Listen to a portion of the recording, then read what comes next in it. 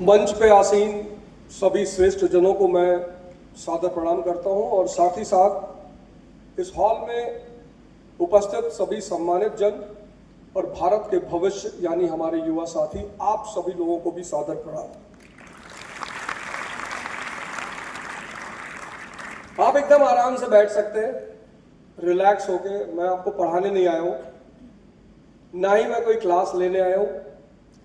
मैं आपसे अपने जीवन के कुछ ऐसे अनुभव शेयर करने आया हूं जो शायद आने वाले भविष्य में आपको बहुत काम आएंगे। हमारे वीसी साहब बोल रहे थे तो उन्होंने कहा कि उनको हमारी एक लाइन बहुत पसंद आई कि जीवन में चुनौतियों से खेलना सीखना चाहिए। अब यहीं से मैं आज के सेमिनार की शुरुआत करूंगा कि शिक्षा जो है, एजुकेशन, 1835 के बाद आज अगर बच्चे से कहा जाए कि भैया मॉल चलना है, मॉल एक्टिव है एकदम, रात में 2 बजे जाने को तैयार है, 24 घंटे 24x7। बोलो भैया घूमने जाना है, तैयार है, पिकनिक मनाने जाना है, तैयार है। पर जहां भी स्कूल की बात होती है, शिक्षा की बात होती है, वहां बच्चा, लड़के, युवा बड़े चिंतित, बड़े परेशान हो जाते हैं। आपका तो मुझे नहीं पता, लेकिन मैं जब नर्सरी स्कूल जाता था तो मेरी माता जी बताती, कुछ कुछ थोड़ा बहुत मुझे याद भी है, कि मुझे घसीट के ले आते थे स्कूल में। कहता था भैया हम स्कूल नहीं जाएंगे। आप ऐसे कितने लोगों के साथ ऐसा हुआ है कि आपको पकड़ के ले जाया गया है स्कूल? चलिए कोई बात नहीं, मत बताइए, बाद में आपकी अटेंडेंस लग सकती है। लेकिन स्कूल एक ऐसी जगह होनी चाहिए, विद्यालय एक ऐसी जगह होनी चाहिए जहां पर जाने पर आदमी को आनंदित महसूस हो कि पढ़ने जा रहे हैं। ये ना हो कि पढ़ने जा रहे हैं यार, अभी 2 घंटे बाद फोन करना, अभी 2 से 4 क्लास है, बाद में बात करते हैं। और वही आदमी जब कहता है मूवी जा रहे हैं, कहता बाद में बात करना, अभी 2 से 4 मेरी मूवी है, मैं मूवी के बाद बात करूंगा। ये जो उत्साह और उत्साह की कमी है ना, ये शिक्षा की, भारत में जो शिक्षा में कमियां हैं उसको दर्शाता है। तो मैंने इसलिए कहा कि चुनौती को खेल की तरह लेना चाहिए, क्योंकि जीवन की जो सबसे अच्छी अवस्था है वो है बाल्य अवस्था।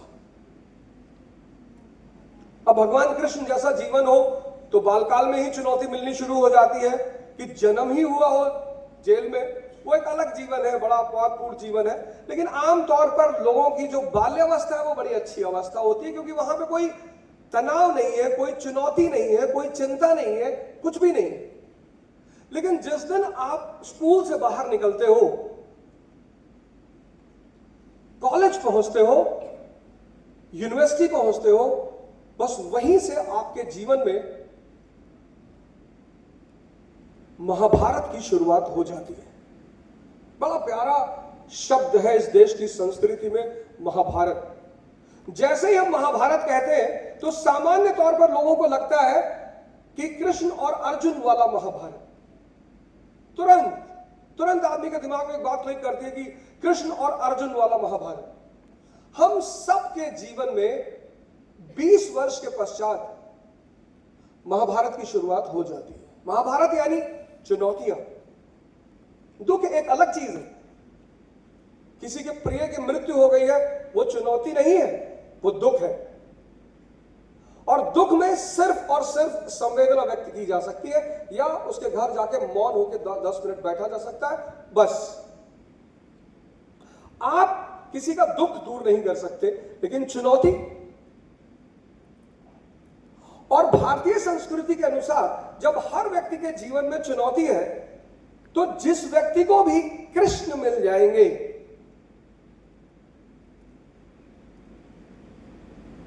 कृष्ण अर्थात एक जागृत गुरु, उसको दिशा मिलनी शुरू हो जाएगी।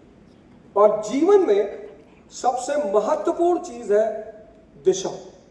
मैं आपको एक एग्जांपल देता हूं कि दिशा क्यों महत्वपूर्ण है। बहुत सारे देश गुलाम हुए 19वीं शताब्दी में। 18वीं शताब्दी में एक बहुत बड़ी घटना दुनिया में घटी। अब मैं जिस टर्म की बात करने जा रहा हूं, अब मैंने इतिहास उठाया अब यहीं से मैं इतिहास की कहानियों से आपको बताऊंगा कि इतिहास क्यों पढ़ना है। छोड़ना कब तक